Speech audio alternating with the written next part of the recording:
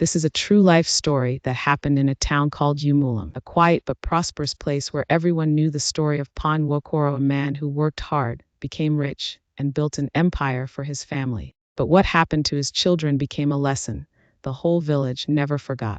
Pan Wokoro was a man who built himself from nothing. As a young man, he sold firewood, then later started trading palm oil. Through sweat and honesty, he grew wealthy. He built houses, owned farms, trucks, and a big store in town. He had 3 children, Chijioke, Obinna, and Adiz. He loved them deeply and made sure they lacked nothing: fine clothes, the best schools, and plenty of food. But there was one thing he didn't realize: his love had made them soft. Chijioke, the eldest, always said, "Why should I suffer when my father has money? One day, all these things will be mine." Obinna, the second, spent his days playing draft and boasting in the village square. And Adiz, the only girl, cared only for fashion and parties. They grew up believing wealth was an inheritance, not a reward for hard work. One evening, Pan Wokoro called them to the living room. His face was serious. "My children," he said, "I worked with my hands to build this. But I see that none of you want to learn the value of labor.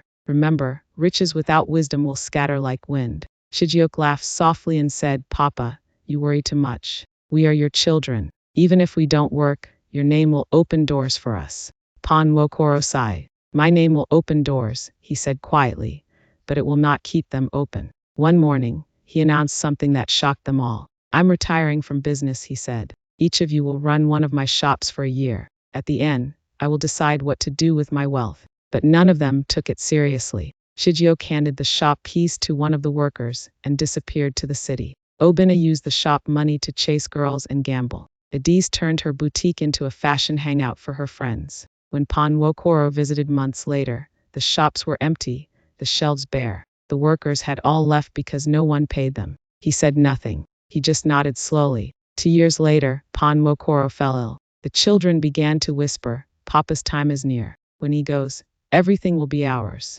They stopped visiting him often, thinking only about the properties and cars they would inherit. Then one morning, Pan Wokoro called them to his bedside. He said, "My time is near, but before I go, I have called the lawyer to read my will." The lawyer arrived with a big brown envelope. The children sat eagerly, already smiling. The lawyer cleared his throat and began, "According to the will of Mr. Nwokoro, all his properties, lands, and business interests are to be sold. The money will be donated to the village orphanage and to the church for a scholarship fund." The children gasped. Chijioke shouted, "What? Papa, you can't do this." But the lawyer continued reading, "My children will each receive 50,000, just enough to start something small. If they can build from that, then they have learned what I always wanted to teach them."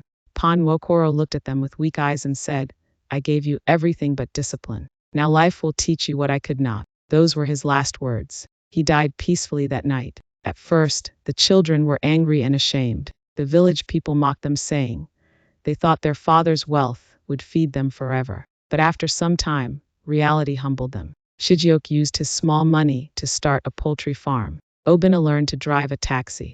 Adiz began sewing and selling clothes in the market. It was not easy, but slowly, they began to rebuild their lives, this time with their own sweat. Years later, they came together to rebuild the orphanage where their father's money had gone. They placed a stone at the entrance with the words, "In memory of Pan Wokoro, who taught us that wealth dies, but wisdom lives." This true life story teaches us that a father's wealth can build a house, but not a future. Children who wait to inherit riches without learning to work will only inherit shame. No matter how rich your parents are, remember, the true inheritance is hard work, discipline, and wisdom.